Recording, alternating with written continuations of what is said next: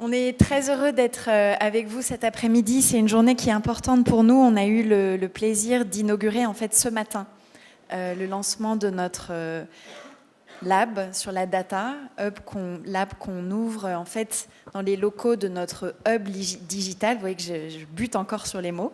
Il y a ce grand hub digital dans les locaux de WeWork, avenue de France dans le 13e, tout près de Station F, qui va donc abriter une partie de nos équipes digitales, le front, notamment e-commerce.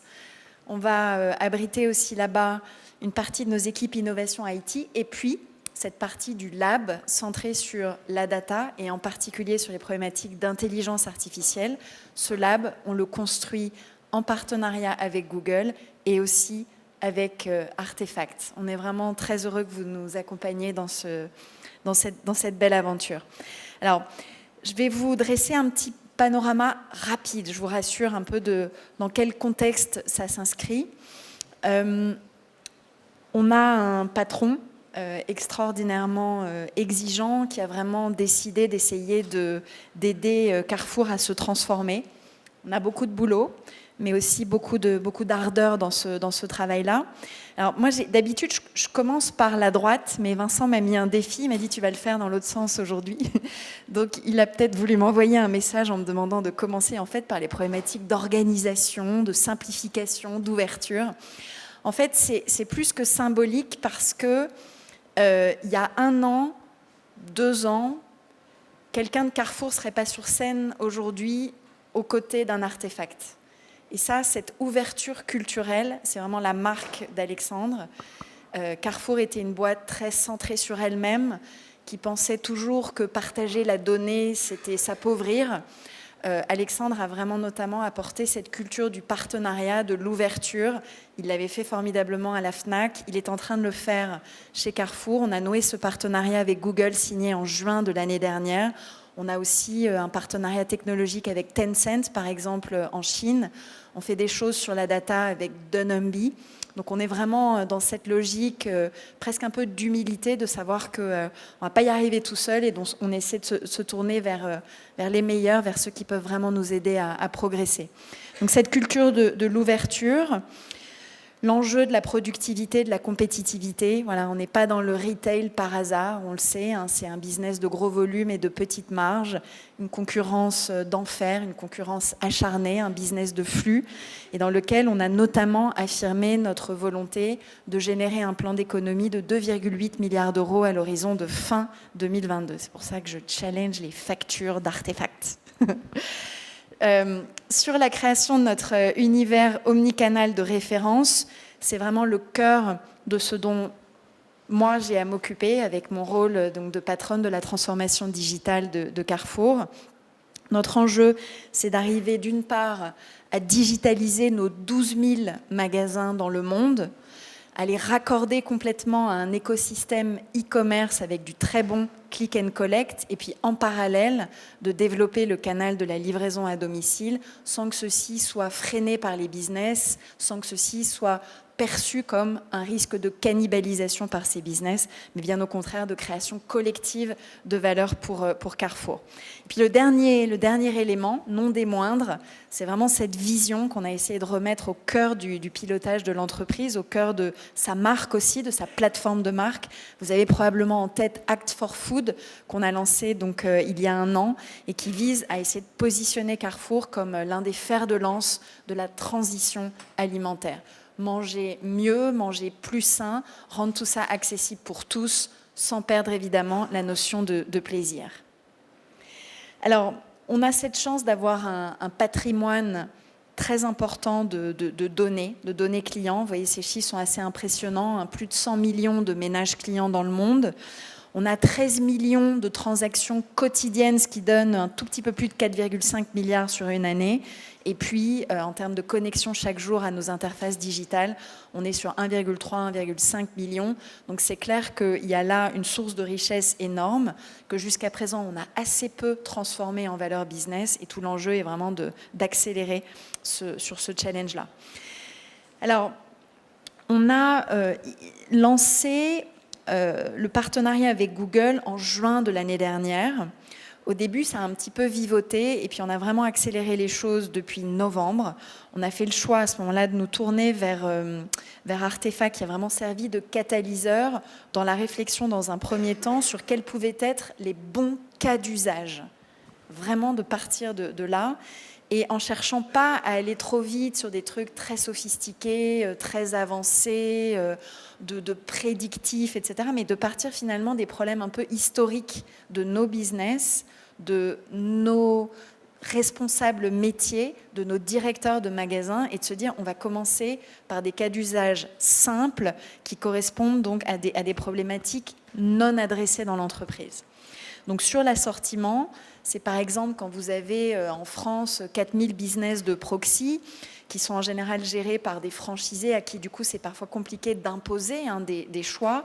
On avait vraiment envie d'essayer d'optimiser l'assortiment en les aidant à vraiment travailler sur quelles sont, au regard de leur zone de chalandise, de la façon dont leur clientèle se présente, quel est vraiment pour eux l'assortiment optimal. Vous savez, les petits Carrefour City ou les petits Carrefour Express, il y a peu de place. Donc le choix que vous faites de mettre telle référence versus une autre, il est absolument critique. Donc optimisation de l'assortiment et puis personnalisation de l'offre. On le reverra quand je donnerai l'exemple sur le e-commerce. Du côté du pricing, la capacité à avoir un pricing beaucoup plus dynamique. Nos concurrents s'y sont mis avant nous, les étiquettes électroniques intelligentes qui permettent de faire bouger les prix.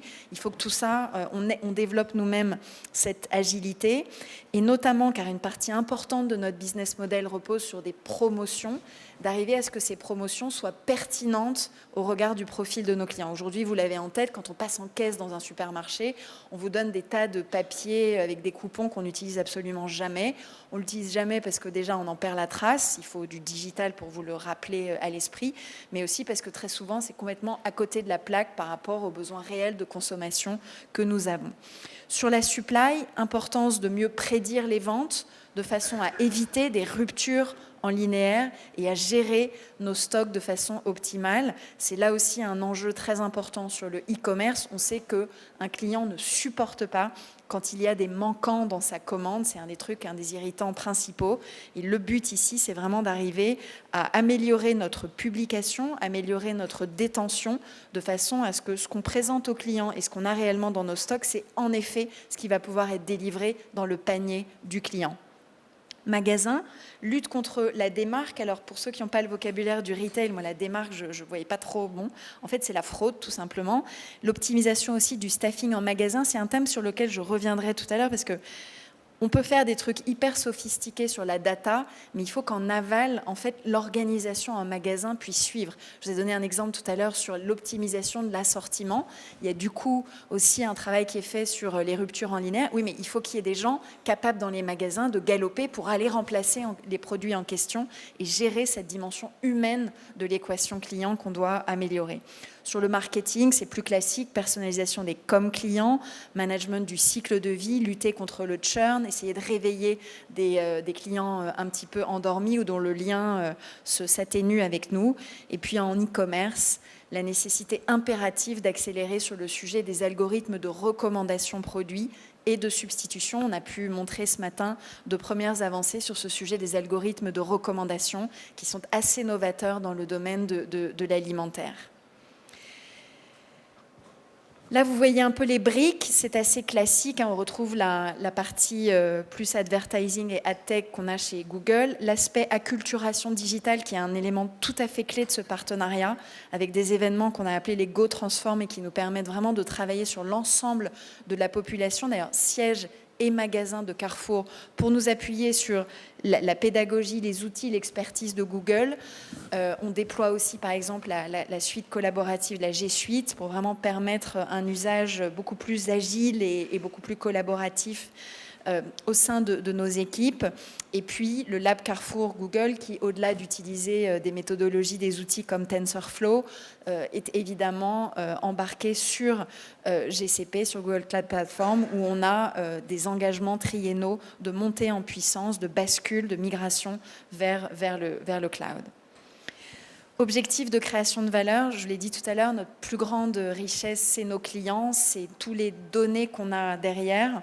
Donc notre ambition, c'est vraiment de sélectionner les meilleurs cas d'usage, les plus simples, les plus créateurs de valeur, d'arriver à itérer suffisamment rapidement pour qu'il y ait un peu d'upside qui soit démontré à nos business. La capacité qu'on a évidemment à scaler largement les choses parce que ça ne doit pas être anecdotique, ça ne doit pas être sur un magasin que ça marche, mais vraiment par exemple sur l'ensemble de nos 4000 magasins de proximité. Et puis derrière, d'arriver à sécuriser l'adoption de tout ça. C'est un point, je pense, qui est beaucoup ressorti de l'inauguration de ce matin, Vincent. C'est vraiment ce lien qu'on a créé avec nos sponsors business. On avait ce matin le directeur de l'hypermarché d'Auteuil, on avait le responsable opérationnel de tous les business de proxy en Île-de-France, et c'est avec eux qu'on a commencé nos premiers cas d'usage pour vraiment optimiser l'assortiment et lutter notamment contre la rupture en linéaire. Et puis voilà, avant de te passer la parole, Vincent, pour que tu rentres un petit peu plus dans l'ingénierie de tout ça, évidemment, c'est ces 3 ingrédients qu'on a tous en tête. Attirer les meilleurs talents. Je suis vraiment preneuse de tous les CV, de toutes les volontés les plus affûtées. On a besoin de faire venir du sang neuf dans le retail. On vit un challenge qui est absolument exceptionnel, avec une détermination qui est inédite, mais c'est dur. C'est dur, c'est compliqué, c'est extraordinairement exigeant. Et on a besoin, j'ai besoin d'avoir des équipes renforcées sur tout ça. Les bons outils et puis suffisamment de sélectivité. Aujourd'hui, je crois que je l'ai dit, on a prédéfini 70 cas d'usage. On a seulement démarré sur 5 d'entre eux. Tout ça est encore assez naissant. On va pouvoir en lancer à la fin du mois d'avril 5 autres. On aura une première fournée de 10 cas d'usage sur lesquels il faut absolument qu'on commence à démontrer de la valeur pour embarquer derrière dans la durée toute notre entreprise. Oui, absolument. Donc voilà, c'est, comme tu l'as cité, donc, des expertises, de la technologie et aussi de la méthodologie. Donc en fait, on a développé ensemble avec les équipes Carrefour une méthode assez précise pour développer et industrialiser des cas d'usage. Donc c'est une méthode qui paraît simple comme ça, mais finalement elle est assez précise. Et on a quelques clés qui sont des clés très importantes pour s'assurer que ces cas d'usage produisent de la valeur. Donc Amélie, tu l'as rappelé, la sélection pour nous doit être drastique, et donc on a passé énormément de temps à bien choisir ces cas d'usage. Pour nous, un cas d'usage qu'on va garder, c'est un cas d'usage qui marche. On a tendance finalement à passer beaucoup de temps à sélectionner le ROI. En fait, nous, on a passé beaucoup de temps à identifier qu'il y a un business owner et qu'il y ait de la data readiness, c'est-à-dire qu'on puisse immédiatement travailler dessus. Une deuxième clé, c'est ce qu'on va appeler le MVM. Pour nous, un élément très important, c'est la façon dont on va décomposer un problème. On a pris le parti de façon assez humble de se dire, OK, quand il y a un problème qui est très vaste, l'ambition, c'est déjà de le décomposer en un certain nombre de sous-problèmes qu'on va résoudre de façon successive.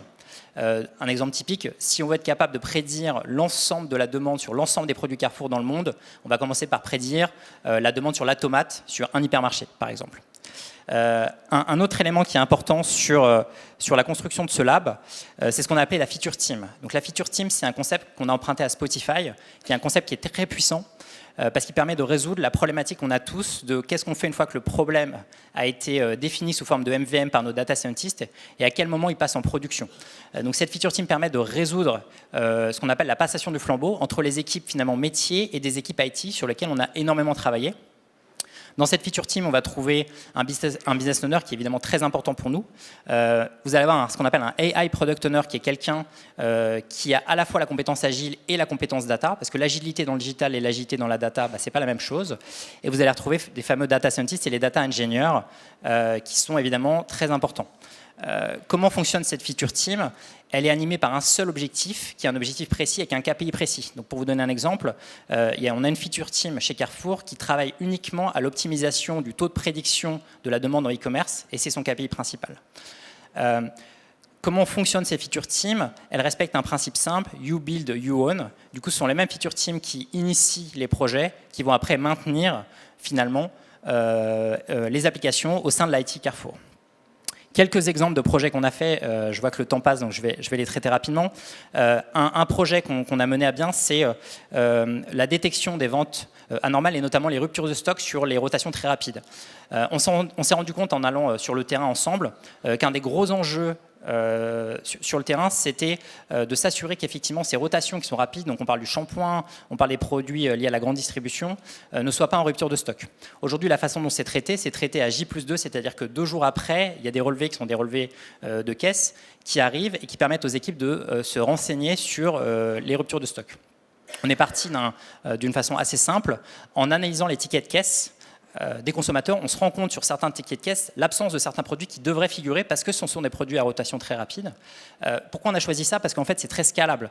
Cette méthode qu'on a appliquée sur un hyper, qui est l'hyper d'Auteuil, est réplicable à l'ensemble des hyper Carrefour dans le monde. Et donc, c'est cette scalabilité à driver finalement notre choix. Aujourd'hui, ce projet fonctionne. Pour vous donner une anecdote, on m'a informé qu'hier, dans l'hyper d'Auteuil, on s'est rendu compte qu'il y avait une absence de vente sur des Mikado parce qu'ils étaient cachés derrière un paquet de pâtes. Voilà. Donc finalement, on se rend compte d'à quel point ces projets sont tangibles et à quel point ça peut immédiatement créer de la valeur. Notre objectif, c'est demain d'avertir les gens qui sont finalement responsables de refournir ces rayons dans l'heure, ce qui permet une réactivité très importante. Un autre projet qu'on a mené ensemble, c'est, et je sais que c'est très important pour toi Amélie, la prévision automatique du volume de vente e-commerce. Ça, c'est un enjeu formidable parce qu'il s'agit d'adapter le staff, finalement le nombre de bras, qui vont être responsables de s'assurer du suivi des commandes en e-commerce et notamment en drive. Et donc d'avoir 120 commandes par jour ou d'avoir 180 commandes, c'est absolument pas pareil. L'enjeu, c'est très important. Quand on n'a pas assez de gens, on voit que le taux d'insatisfaction client augmente parce que le nombre de paniers incomplets augmente et parce que le délai de livraison augmente. Être capable d'anticiper de façon très précise la demande qu'il va y avoir un jour donné, et on travaille à la demi-heure, ça permet de gérer au mieux son staff et d'être capable d'équilibrer au mieux finalement cette demande. Donc voilà, c'est 2 exemples de projets qu'on a menés ensemble. On en a identifié 70. L'objectif, ça va être évidemment de ne pas développer les 70, mais de mener à bien et de continuer à intégrer ces projets et voilà, de continuer à en développer un certain nombre d'autres. Voilà, donc Amélie, je te laisse la parole pour le mot de la fin et donner les prochaines étapes. On a un petit slide qui s'affiche. Voilà. Donc, continuer à essayer de bien organiser nos feature teams. Typiquement, l'exemple des algos de recommandation. Jusqu'à présent, ça vivotait parce qu'on n'avait pas un monsieur algorithme de recommandation. Dès lors qu'on a désigné cette personne, les travaux vraiment ont pu s'accélérer. Donc, c'est cette logique de responsabilisation et d'avoir, au-delà des data engineers, des data scientists, un vrai porteur de cette valeur qui va être créée, qui va vraiment faire en fait la jonction entre toute la chaîne et s'assurer en aval qu'il y a bien une intégration dans les roadmaps IT. Donc MVM, MVP, solution IA plus industrialisée. Et ce qu'il faudrait pour terminer, je crois vraiment que c'est ultra important, c'est comment derrière la vraie vie dans les magasins se transforme. On aura gagné le jour où les équipes opérationnelles dans les magasins galopent au rythme de nos algorithmes. Tout ça, c'est une magnifique aventure, vous l'avez compris, c'est hyper excitant. Et pour moi, qui avait commencé sur ces thèmes-là dans une autre industrie qui est l'assurance, de voir à quel point, c'est concret, à quel point ça réenchante le métier de nos opérationnels et à quel point, enfin, ça permet de résoudre des problématiques anciennes de l'entreprise, c'est un vrai bonheur et qui vous permet vraiment de croire à l'aventure data et à la transformation digitale. Merci beaucoup de votre attention. Merci à tous.